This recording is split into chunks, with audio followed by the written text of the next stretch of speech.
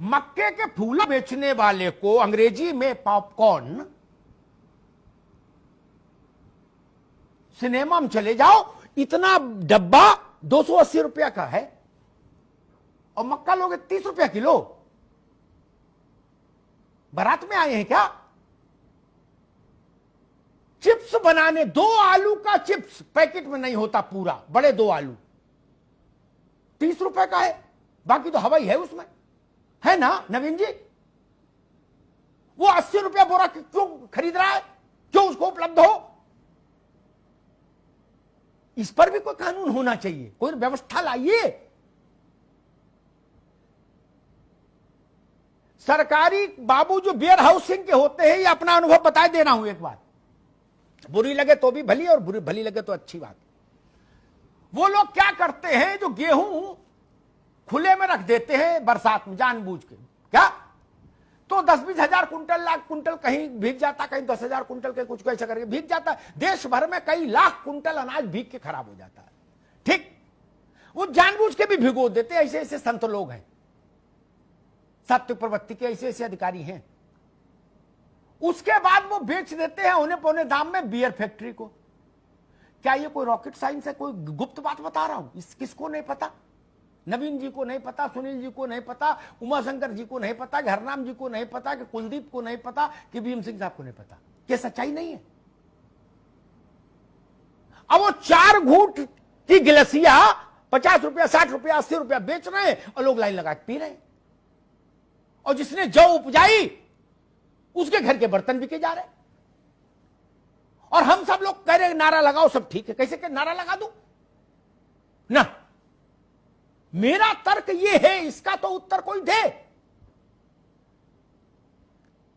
Pepsi जब chips बना के बेचती है तो वो फर्रुखाबाद, मैनपुरी और आगरा के आदमी को, आलू उत्पादक को क्या दाम देती है? कभी पूछा पेप्सी से बुला के कि लूट की कोई सीमा रखोगे कि नहीं, कि सिरिंज लगा के किसान का खून चूस लोगे? उसकी मजबूरी है। जिस दिन हरनाम सिंह के पास इतना पैसा हो जाएगा कि ये पेप्सी जैसा प्लांट लगा ले, उस दिन इनके आलू कोई औने पौने दाम नहीं खरीद पाएगा। लेकिन ना नौमन तेल होगा, ना राधा नाचेगी। पांव में चप्पल आ जाए तो किसान मानता है मेरी तरक्की हो गई। ये देश वहां खड़ा है 75 साल की आजादी के बाद। बाकी सारी बातें ठीक है किताबों में। किसान की स्थिति को लेकर मुझे बड़ी पीड़ा होती। अभी एक ट्रैक्टर भारत का बड़ा लोकप्रिय ब्रांड है ट्रैक्टर में, महिंद्रा। अभी उसके नॉर्थ इंडिया के हेड आए थे मेरे पास, तो मैंने स्वाभाविक उत्सुकता में पूछा, भाई क्या स्थिति परिस्थिति है? नवीन भाई सुनिए, बड़ी महत्वपूर्ण बात है। उन्होंने कहा कि भाई साहब, कोरोना में सबकी डिमांड घट गई, केवल ट्रैक्टर की डिमांड इतनी हो गई कि हम सप्लाई नहीं कर पाए। कोरोना में अगर कोई जागृत रहा है, संसद सो गई, विधानसभा सो गई, मंदिर बंद हो गए, मस्जिद बंद हो गई, स्कूल बंद हो गए, व्यापार बंद हो गए, केवल जागृत रहा है किसी देवता की तरह तो खेत रहा है, किसान रहा है। मेरी आंख भर आती है। ये जागृत देव है भारत का किसान, भारत का खेत।